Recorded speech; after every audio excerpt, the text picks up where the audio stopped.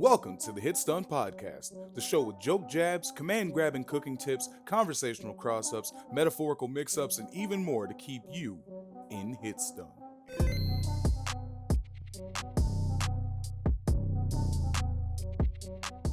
Hey guys, how's it going? Welcome to the show. As you can see, we're doing things a little bit differently this week. We got a new format, and we're gonna be mixing up the sauce a little bit, Bryce. We're going Right. into the kitchen. We're messing with the recipe. So, what can you tell us about that? What are your thoughts on this? So it's a little bit of experimentation time. Mhm. We were like, man, how many episodes in a row can we talk about Nickelodeon All-Star Brawl? And About three, yeah, at 3 least. is actually, I guess that makes it 4 now. But we were like, yeah, we really need to expand out into a few different things, and we did do that with the last one. We talked about a bunch of new games that were coming out, but Mhm. we were like, man, is it cool to talk about new games, or is it cooler if we just talk about any game? And so this week, what we want to talk about, plus a few other things that'll come later in the podcast, is Modern Warfare 2, Call of Duty Modern Warfare 2 to be specific, just in case there's another one on the market. My thoughts, I feel Call of Duty Modern Warfare 2 is the peak of gaming.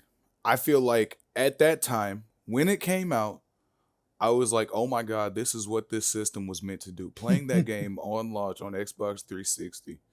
I didn't even buy it at that time, dude. I was in ninth grade. I had gone, so like at Hastings, which how many OGs in the chat remember Hastings? It was a rental store. You could go in, you could rent video games. It was like Redbox, but you could keep shit for a week. It was fantastic. The night before a release, like they would, if it was a big one, sometimes they would have copies and they would put them out beforehand, like right before close. And so I was able to get my hands on Modern Warfare 2. I stayed home from school the next day. I told my mom, I was like, I'm not feeling all that good. And she's like, I know what you're doing. I'm like, yeah, but like, I don't have any tests or anything today. Like, my grades are all right. Like, what's up, mom? Fuck with Right. me. Like, help me out here.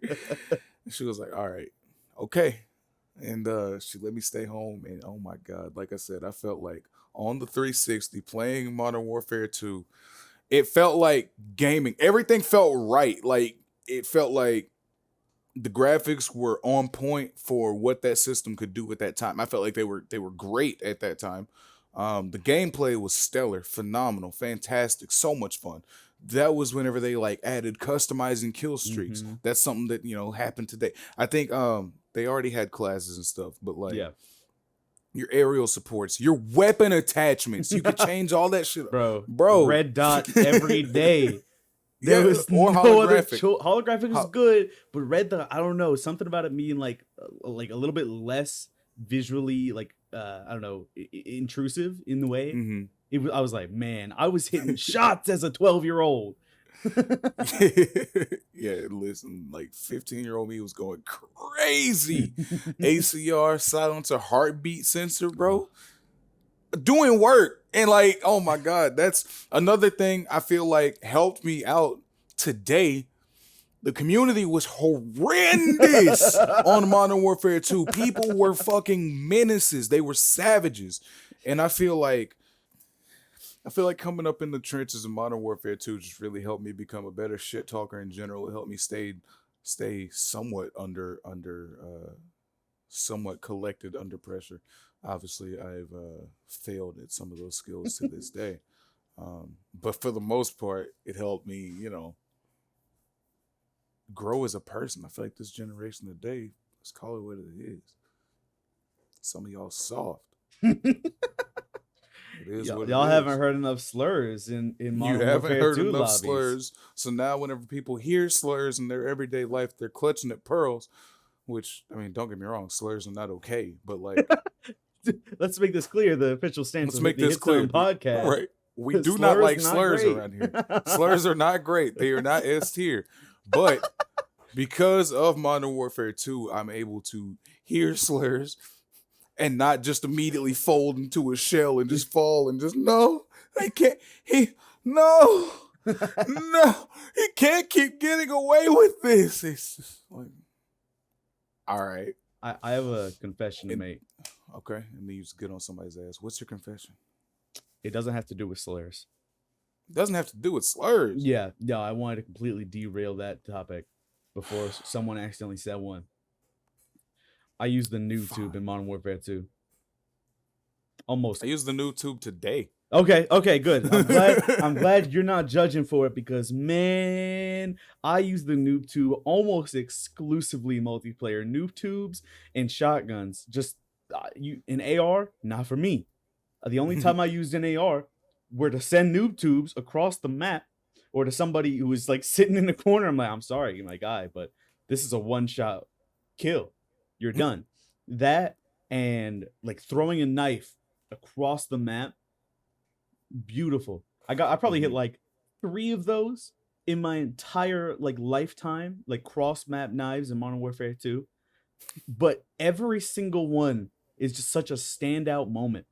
Yes. Because it's Yeah, like yeah. I just ruined somebody's day. They had to watch their kill cam, and all they saw was a man in a different zip code throw a knife randomly into the air, probably teabagging before he did it. That was me, probably teabagging, just in case. Every single time, knife flies through the air. Boom, donk, you just respawn. Now have fun in the lobby. And you better believe as soon as you hit somebody. Oh, that was calculated. I meant to do that. Every single No, I time. knew what I was doing. 100%. Yeah, no, the UAV was in the air. No, it wasn't. Yeah, no, it's fine. Yeah, I just called one. What do you mean? It's fine. Yeah, no, it's right there. Multiplayer in Call of Duty Modern Warfare 2 just went so stupid. Well, it was AVA, right? No, it was 6v6 in team deathmatch. I think there might have been a big team mode. I don't remember. But TDM, generally speaking, if I remember correctly, was 6v6, maybe 5v5. I know the main maps I'm thinking of, right? When I'm There thinking was of Modern ground war Warfare that was 2 big. map. I was thinking it was it was probably called like Crash or something along those lines. Where there was Crash a was crash. on Modern Warfare 1. I think they brought it back for 2 though. There There's was a it was a helicopter in desert. the middle of it. Yes, a crashed helicopter right in the center, and then like off to the opposite side was like a wall with like an open cliff, and then the opposite side of that there was like a cave section. I don't know. It's hard to remember. Hang on. Let me think. I should actually, instead of trying to think, let's look up Modern Warfare 2 maps, shall we? Afghan is what you're thinking of. Afghan. Crash had buildings and stuff. Yes. Afghan went Afghan went. dumb. Yes. Oh my god, seeing Yes. this just triggered so much inside. And then Derail is the next one next to it. Derail kind of sucked. But I don't know, man. It was. I was about to say Derail kind of sucked, but I went stupid several times on this map. Here's I the got thing about dumped on. Derail. Okay. If you were anywhere outside of that main 2-story building, you were a coward. That everywhere except for that building is Weenie Hut Jr. That building. I used to go clean up snipers. I used to just like stay on the outside with an MP5 or an ACR and just clean out snipers who were trying to get kills and just like sprint up and down the coastline, dude. So I don't know about Weenie Hut Jr., but I was collecting souls out there. Estate, dude, was fun. If you were outside the house, that's when you were a coward. Estate was the first map that I ever got a nuke on. I remember so specifically having 24 kills, right? And just like little me, hands sweating, twitching, flinching, just I got one more kill. Just come on, one more kill. I go inside the house, the second floor, there's a room off to the left side. It like if you're entering the house, up the stairs, left side, there's a room with like a bathtub. There's a bathroom with a bathtub in it. There was a guy laying down in the bathtub. I went there. He couldn't shoot me because I went behind him. I blasted him and I missed because I was so shaky. And then I eventually got him because he was in such a bad position. I got him. I almost started crying on the spot. I laid in the bathtub and started calling in that tactical nuke, dude. Little B was going crazy. I called my dad in there like, Dad, who's gonna tactical nuke? My first nuke was high rise. Oh yeah. Yes, sir. Dude, on top of the building. Yes, I went crazy on high rise. Yes. Dude, and bro, it is a miracle to be able to get on that roof. Mm-hmm. But without anybody killing you. I was just like hanging out in the well, both office buildings. Like I started in one office building, it's kind of hung out in a corner for a second. I was like never a great camper, but I remember specifically like I started camping a little bit, and then my kill streak started rolling in. And I think at that time, didn't kill streaks add to your like streak? Because I'm pretty sure I remember going dumb in a Pavlo or the chopper Uh, gunner rather. oh I think I yes, remember yes, going yes, dumb in a chopper gunner, and that gave me a nuke. yes. Because high rise with a chopper Oh gunner my was god! Because what do you insane. do? Like, get clapped. Yeah, That's it. there was like you could go like under some stuff, right? But I don't think there were any like Mhm. maybe like one or two like actual indoor places. But There were two buildings, and there was a shed. Oh, there was an yes, underground area as well. but But either way, most of the players are just on in the center. yes. And so it was just fish in a barrel, and I went crazy, and I got the nuke. And I was the worst Call of Duty player like in our squad. Like, cause I got in on Modern Warfare 1 late, and Right? 2 came out, and we all started on level ground. And of course, they were still our friends who like rose to the top, right? Hmm. But I remember like that day, they couldn't say anything, and I was like, bro, I just got a nuke. Yeah, but those guys, I don't care. I just got a nuke. But it doesn't fucking matter, Jimmy. I don't care if you can destroy me in a 1v1. I just got a nuke. I got 25 kills in a row. I feel like the guy right now. Like, uh, Favela also went crazy. I'm just looking at the maps right now. Sorry, go ahead. I was gonna say, I think my favorite map though was Terminal. Terminal's been brought back Oh, time and yes. time again in like almost all the Call of Duties. I say that, but I think it's been only been like a few, but it's brought back because it's just so good. Terminal is Mm-hmm.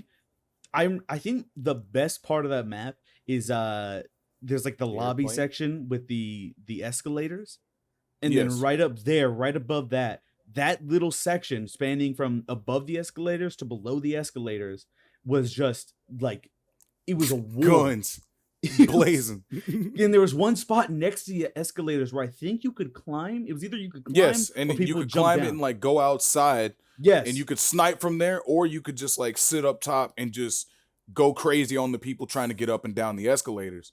dude. I remember getting in the plane and going to work though. Like if you got in the cockpit and held it, you were goaded. For real, for Yeah. real. You just hold up like some fucking like some, I don't know.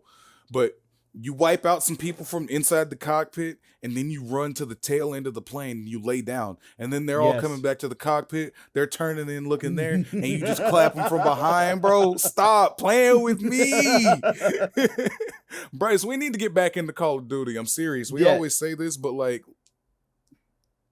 I think it's yeah. time. I listen. If I bet Modern Warfare 2 probably still has an active population. I bet half of it is hackers, right? Because that's just how Call of Duty games go. Probably. But I'm still down. Get power level me, my guy.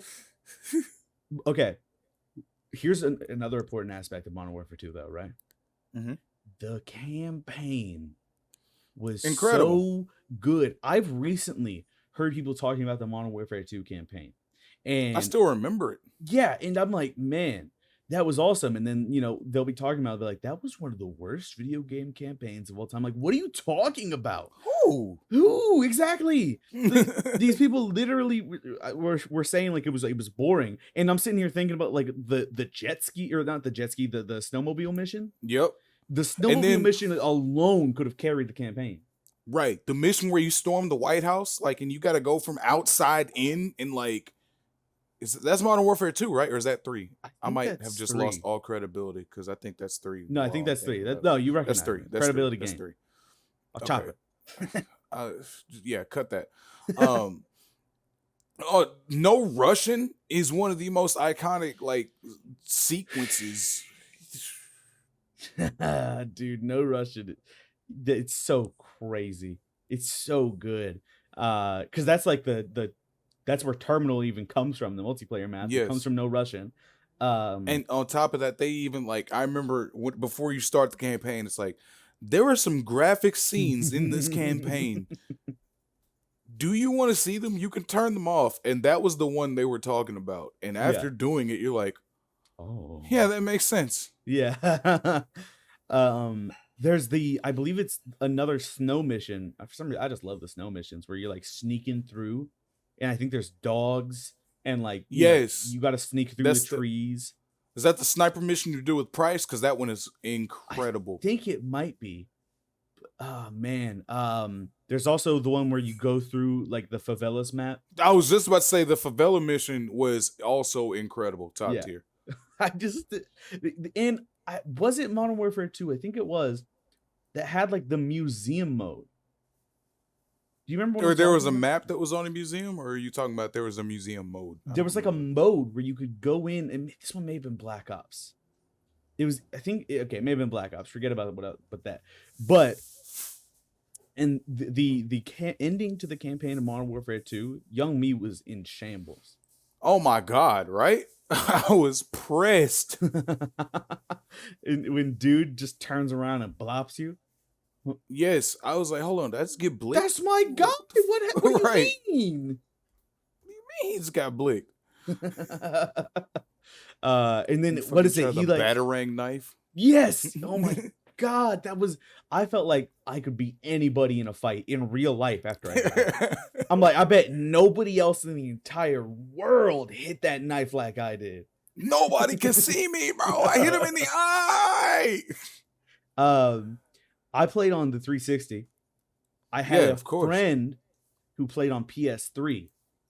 And I remember the difficulty with that is crossplay was not as popular as it is nowadays. It's still So- not popular. It's still not as popular as it should be. But so I stand by what I said. he was in a quick scoping clan, and I was Okay. like, bro, you gotta let me join. He's like, oh man, we're a PS3 only clan. I was like, bro, he lived like up the street from me, so I was like, let me come over, let me do tryouts on for your clan on your Oh. PS3, and I did it. And, you know, of course, if you're doing quick scoping, you know the map. Yes, We went to Rust, of course. and I tried out against like I think this is clans. So back then, these people were referring to themselves as like lieutenants and sergeants and generals and majors. And I was like, Right. I don't remember what he was, but he was supposed to be like a big shot. And I remember 13, 12-year-old me clapping this man in a quick scope on a PS3 controller that I wasn't comfortable with because I played a PS2 before, never even touched a Right. PS3 before that moment. But I destroyed him. And I got to the clan, and they were, man, they sucked. I hated being in that clan. I had a similar situation, except my clan was actually good. I don't know how I got in. I was in Phase. no, I was in KSI. Do you remember when they were a KSI? thing? Yes, do you remember when they were Really? a thing? Yes. Yeah, oh my god. Yeah, no, 100%, bro. Like, I had a friend who got in, and he was like, he was trying to get all of us in because they had like it was pretty much a pyramid scheme. If you get more people in, you'll get promoted. And Yeah. shit. And like you said, they were referring themselves as sergeants and lieutenants and shit. And I'm like, yo, I'm trying to get fucking clout in this clan, bro. So like, well, he invited all of us, and like 2 of us tried out, and we both made it because I guess they were just looking for people. Okay. They're But, trying to yeah, spread no, the I remember. name. I remember having to go to meetings on like Sundays and shit, bro. And it was just like, Oh my god, I remember that. Because like, you know, it was on PS3, so what we do is my friend Tyler, Yeah. I would call him, you know, just on the cellular phone. He put it on speaker so that I could talk, and he put the headset like on the phone, just like holding it up real close. oh That's what we did for meetings, and these meetings sucked. They were like, Yes. how do we get better at the game? I don't know, dude. Well, ours were like, make sure you're signing up. He was like, so, you know, get game battles squads, you know, make sure y'all split off into Yeah. 3s, get on GBs, and like go put in work. You can't be great without putting in work. And, you know, people did, but it's just like every time I got put on a team, I got fucking dumpstered. And like all the meetings would just be like, all right, guys, all those who are doing well, keep doing well. All those who aren't, keep improving and keep trying to get members. And that was like the meetings we would go to every fucking Sunday, bro. Oh my God. gosh. You're like, can't believe that, dude. Meetings. I'm 12 years old. What do you mean I have to go to a meeting? I'm 15. Like, why am I here? Hey, man, I know you're 15, but some of your friends from school, if they want to join, we'll actually promote you to second lieutenant major general. I already got one here. Dude, yeah, but he brought you. Damn it. I want to start a quick scoping clan. Let's do it. What's up? We'll get back in action. We're calling ourselves HS. Yes. You know what it's about? The HS clan. Hitstun, headshot. Hey, we're taking applications Hot down sauce. in the comments. Link us to your best quick scope, no scope. Calling clips. all quick scopers. All no scopers. Come through. Oh my goodness. Rust really was the man's map, though. Rust was the man's map. Listen. The fires of Rust forged so many of us. Oh my goodness. How many times would you be in like lobby, right? Motherfuckers get to talking crazy, and you get to talking crazy, and y'all just, I'll fucking kill you, dude. I'll fucking come to your house. I'll slaughter your dog. I'll gut your mom in front of you. And it's like all this shit. And then it's like, all right, come see me on Rust then, 1v1. And then it's like the challenge. If somebody was like, all right, bet. And it's like, okay, then y'all just witnesses. Go settle it.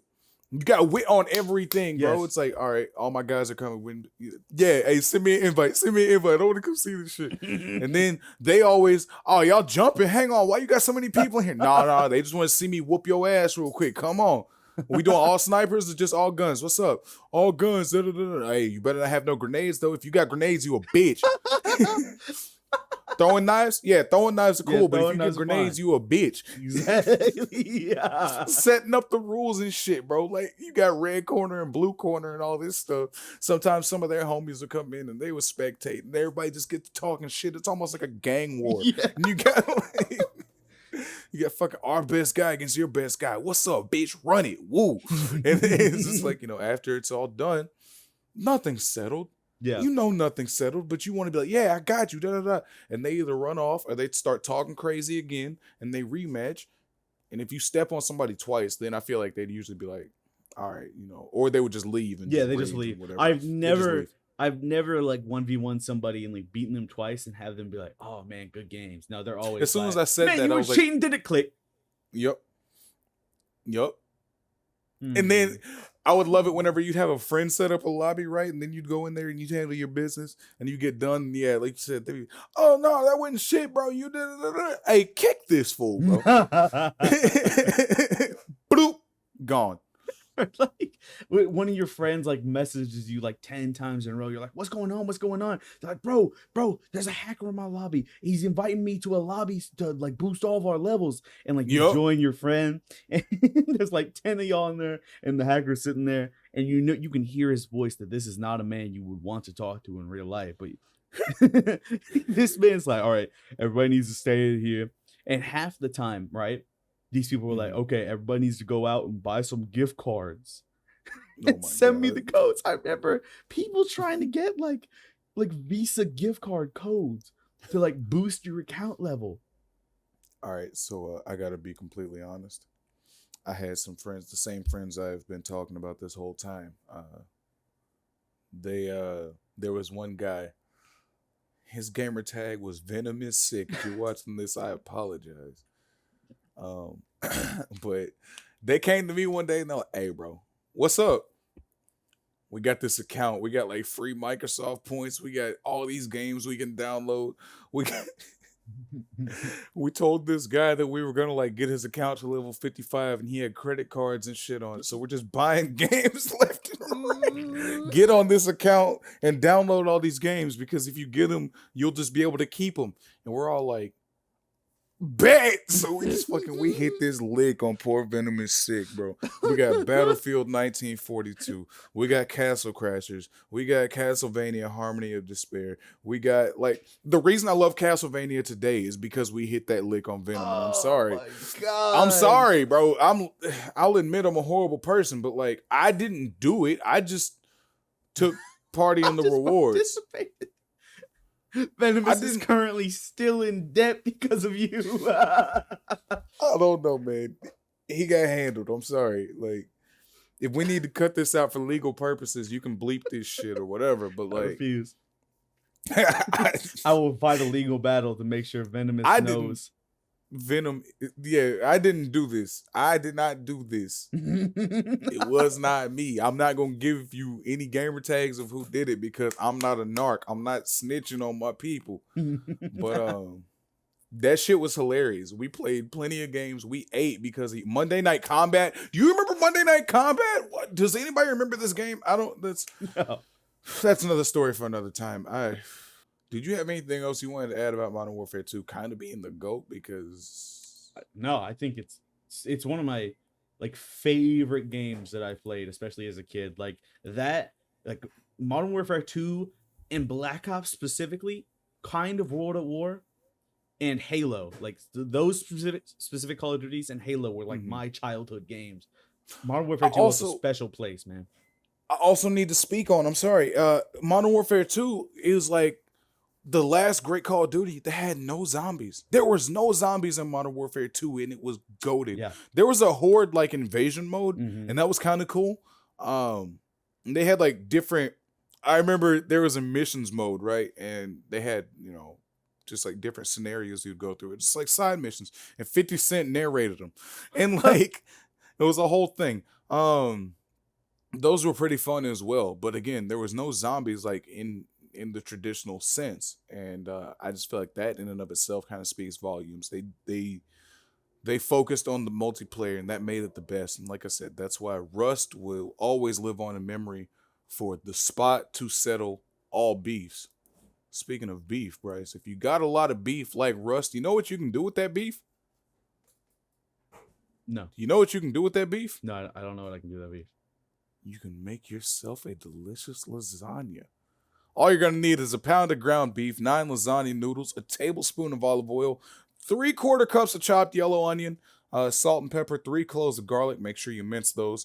48 ounces of marinara sauce, a teaspoon of dried Italian seasoning. Probably going to need more than a teaspoon, to be honest. A 1/4 cup of chopped fresh parsley, 1 egg, 15 ounces of ricotta cheese, 16 ounces of shredded mozzarella, rather, and 1/2 cup of grated Parmesan, okay? Now, lasagna is quite simple to make. You just preheat your oven to 375. Put some water to a boil. Make sure you salt that water so your noodles don't stick together. Boil your lasagna noodles, okay? Just do so according to the package. I'm not going to give you any timing. It's just all dependent. Exactly. You get what I'm saying? Then you drain those noodles and you rinse them boys with cold water. You can lay them out on parchment paper to keep them sticking. That's a little pro tip for you. Meanwhile, back at the plot, you need to heat up some olive oil in a large skillet over medium-high heat, okay? Add the onion, cook it until softened. It's about 3 to 4 minutes, and stir it occasionally. Add the ground beef and cook it, crumbling it until the beef is browned. Season that with salt and pepper to taste. Add the minced garlic and cook that, stirring for about 30 seconds. You don't want to burn your garlic too much, but at the same time, it doesn't matter if you roast it a little bit. I prefer a bit more of a roasted flavor in my garlic, so I like to leave it in a little longer. But again, that's all to taste. That's all for you. I like bigger cloves of garlic. Anyway, then you add your marinara sauce. Store-bought marinara is fine. It's actually kind of better in my experience because you don't have to spend hours, slaving over a saucepan trying to get it perfect. If you're a traditionalist and you want to do all that, fine, you do all that, but I'm buying it from the store. You get your Italian seasoning and parsley to the skillet. You stir that, bring it to a simmer, and reduce the temperature to low. Cook it at a low simmer for 10 to 15 minutes and stir it occasionally. While that's simmering, crack that egg into a medium bowl. Beat it lightly with a fork. Pow! Add the ricotta cheese and stir it to combine. This is also a good time to shred your mozzarella. Go ahead and be doing that. To assemble the lasagna, this is a very important thing right here, all right? You put about a cup of sauce into a 9 by 13 inch baking dish. You lay you lay 3 noodles in an even layer over the sauce. You spread 1/3 of the remaining sauce over the noodles. Place small spoonfuls of the ricotta and egg mixture on top of the sauce, using 1/2 of the ricotta. Sprinkle 1/3 of the mozzarella, 1/3 of the Parmesan over the top. Repeat the same layer one more time. 3 noodles. half of the remaining sauce, the rest of the ricotta, half of the mozzarella, and half of the parmesan. For the top layer of the lasagna, use the remaining three noodles, the rest of the sauce, the rest of the mozzarella, the rest of the parmesan. You cover that bad boy in foil that has been sprayed with cooking spray on the other side so the cheese doesn't stick to it. You bake it with the foil about 35 minutes. Whew. Uncover it. Bake it another 10 to 15 more. Make sure it's hot, bubbling on the sides. Get the cheese lightly browned on top. Oh. Now here's the hardest part, y'all. You gotta let that rest for 10 minutes, otherwise you will burn your entire face off. Please let it rest for about 10 minutes before you serve it. Still gonna be super hot, so eat it with caution. But that's how you can make a delicious lasagna almost from scratch. I'm hungry thinking about That was Frank's first recipe of the week. Keep that in mind if you were if you listen to that whole thing. Firstly, I'm impressed. Secondly, please go make that. One note on store-bought marinara sauce. If you're gonna just buy it from the store, which is fine, you can also just change the taste by seasoning it a little bit yourself. it. Yeah, I said that in the recipe. Okay. I see who didn't listen. Hey, listen, it was like 7 minutes. Okay, and I didn't even give you the story at the beginning about how this is the best lasagna that's ever been lasagna and how I've made this from scratch because I needed a recipe to feed my family of 4 who's, busy all weekend. And you know the one, you know how recipes are. Speaking of families, Okay. let's move on to our next segment where me and Okay. Frank will be giving unsolicited advice to strangers on the internet who posted their stories without expecting us to help them. But we will Let's be go. doing that anyways. Our first story comes from user throwaway111100 titled Suspicious Boyfriend Behavior. Okay. It reads, okay, so I'm needing some advice. So this one is not entirely unsolicited. And opinions on this situation. My boyfriend of 4 years attends a university about 30 minutes from my house, and he lives on campus. Every weekend, he comes back home to spend it with me. So about 3 weeks ago, my boyfriend informed me 2 days before the weekend that he had to stay on campus because he had a lot of unfinished homework he needed to work on. I understand and didn't think too much of it. Keep in mind, this is on a Saturday and there was a home football game. Lots of parties going on. We've been texting all day and everything seemed fine, but for some reason, I had a gut feeling that something was off. Around 6 p.m., he stopped answering texts. So I'm thinking, maybe he's just really busy and shrug it off. 3 hours goes by, so I decide to call him. He doesn't answer my call and was sending me strange messages that just wasn't normal him.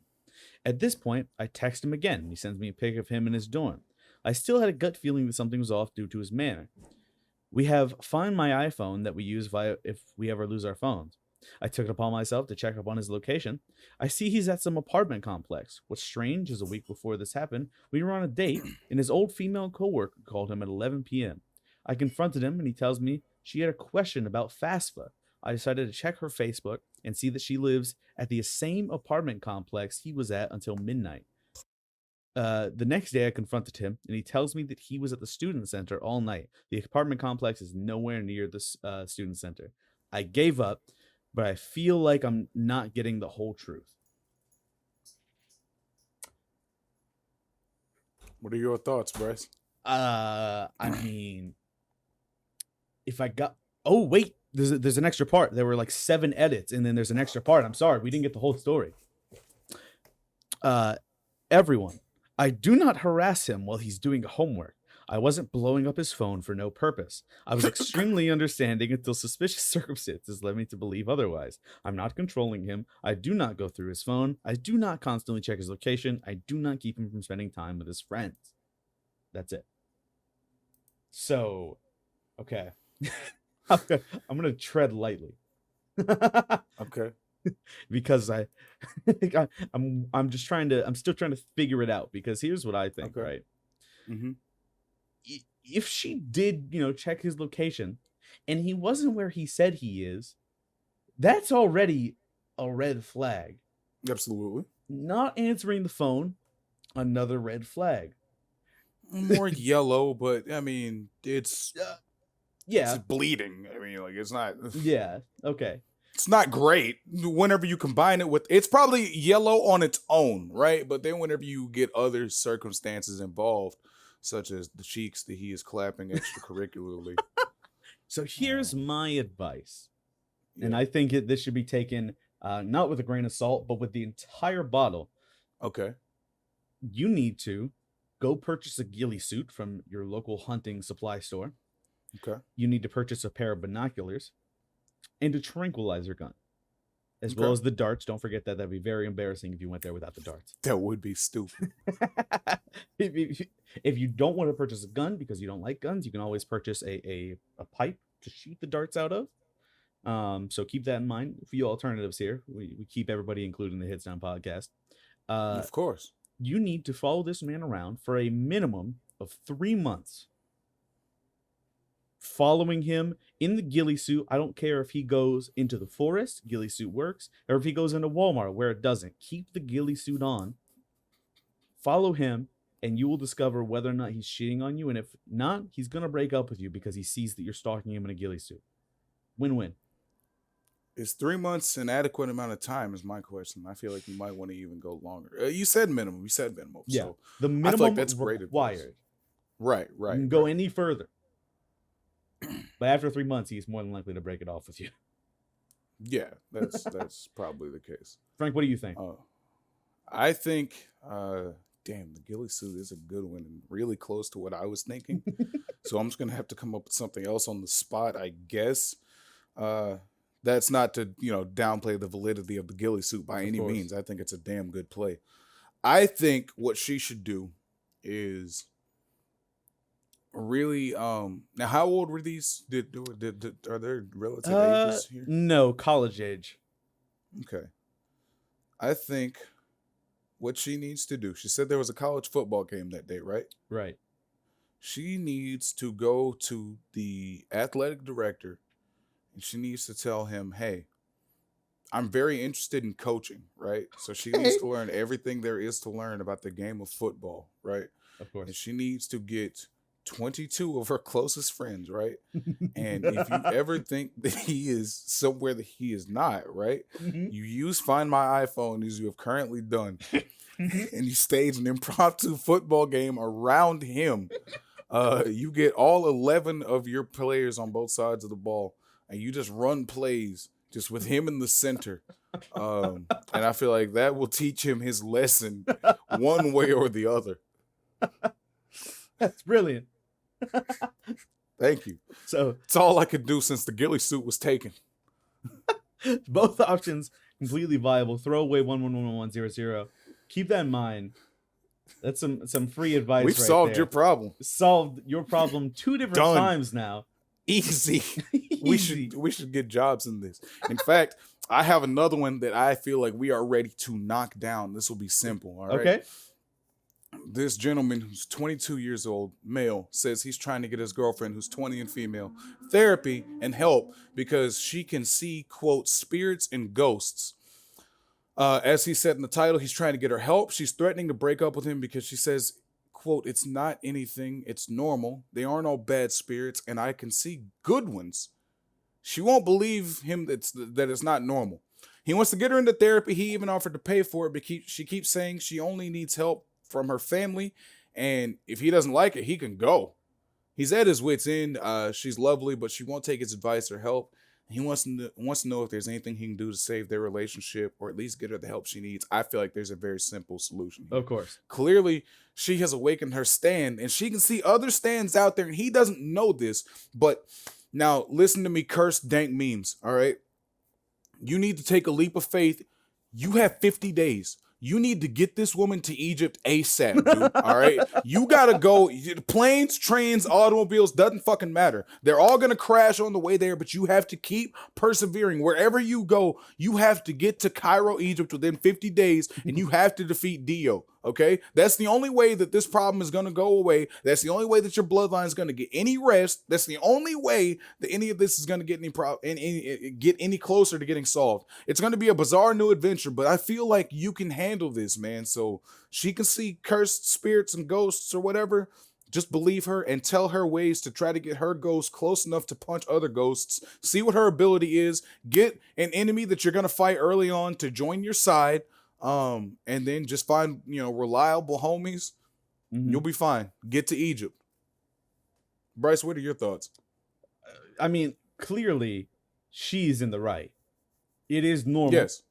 to see those ghosts, and I think it's possible, right, that she might be a sand user and may determine the fate of the entire world. But I believe there's alternatives. Okay. The alternative being specifically, she is definitely related to those people in the Paranormal Activity movies. Okay. All of them being able to see ghosts and are just like inherently haunted by bloodline. So here's my real thing. She's in the right in that it's normal for her to see ghosts. Here's the real play for you. What was it? Cursed Dink Memes was their name? Yes. You need to leave, my guy.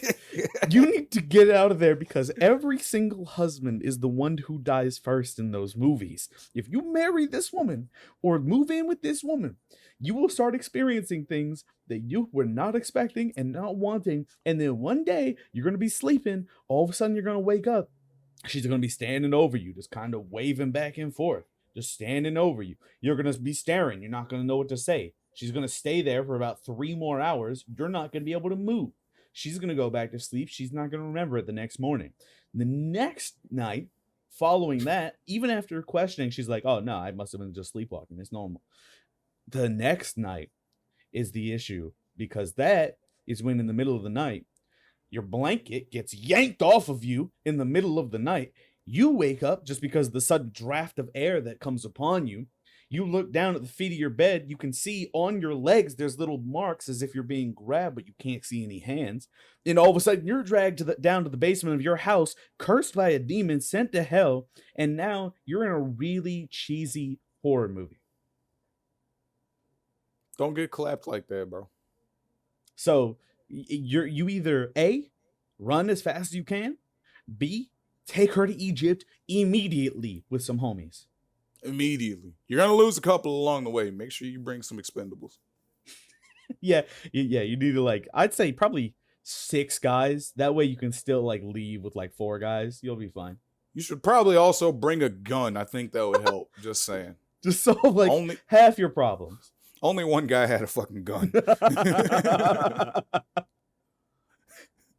But that is going to be it for the Hitstun podcast. If you're looking for some advice or have a friend who needs some advice, hit us up in the comments or send us an email. You can see our email on our page. Go to the About section on our YouTube and you can send us some information there. We appreciate everybody watching and we'll see you guys next time on Hitstun.